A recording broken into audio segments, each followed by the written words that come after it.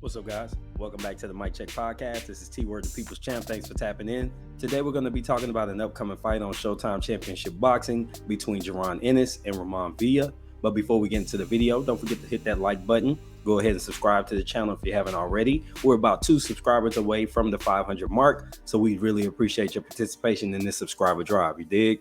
All right, so let's go ahead and get right into it and talk about this fight. Before we talk about the main event, I do want to tell you what else is on the card. A couple of things that I think are notable fights. You've got Edwin De Los Santos coming back to the ring.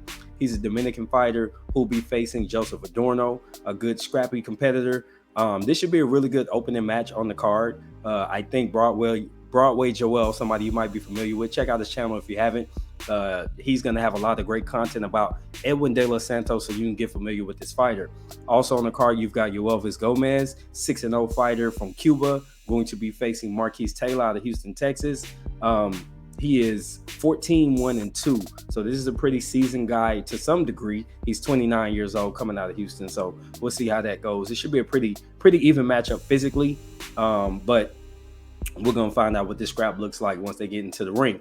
Now, on to the main event. You've got Jaron Ennis and Roiman Villa. And while I'm not doing a prediction necessarily right now, I am going to tell you a little bit about the fight and some things that you can expect.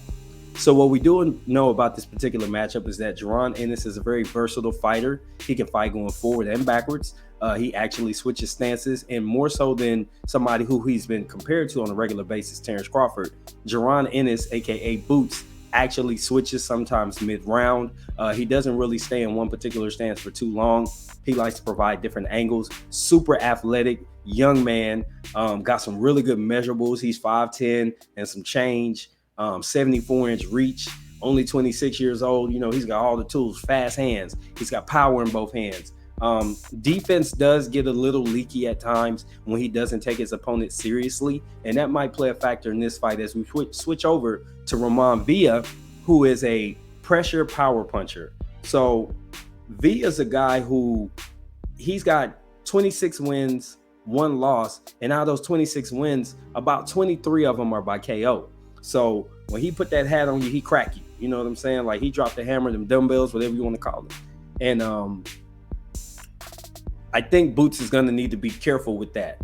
Now, that being said, Villa is a tailor-made matchup for somebody like Ennis, coming off of a fight where he didn't look his very best. He fought Karen Chukajan, who was a come-forward fighter himself, but actually possessed enough lateral movement to make it very difficult for Ennis to get the knockout in his previous fight. And a lot of people said Boots was exposed. Initially, I kind of felt the same way, but then I watched what Karan was doing, and he was moving, but he would throw a little bit too. He didn't just run. He actually tried to set forth a strategy that will offset some of what Ennis does well. And I think he watched film and saw that Ennis plants his feet a lot and swung for the fences. So if you have a guy that's going to swing that way, you should use some type of lateral movement to give him a target and then get out of the way.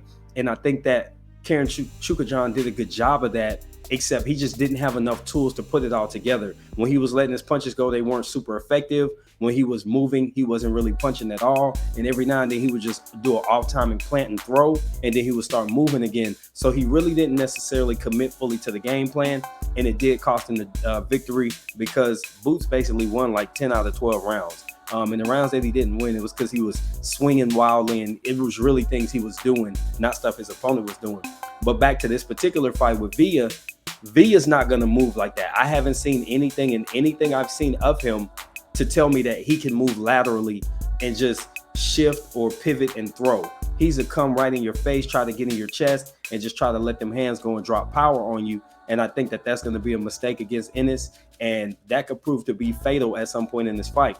Now, we're going to go ahead and give our prediction on this fight later in the week, but I did want to tell you guys about it, give you my thoughts on how I think the fight's going to play out. I think it'll be competitive for as long as it lasts, and either Boots is going to get shocked by getting caught with something nasty and get knocked out, or he's going to get back on a new knockout streak and he's going to take Villa out. I'm going to tell you exactly who I picked to win later on this week, probably around Friday, so tune back in. But let me know what you think in the comments. This has been T for the Mic Check Podcast. Until the next time, I'm out. Peace, y'all.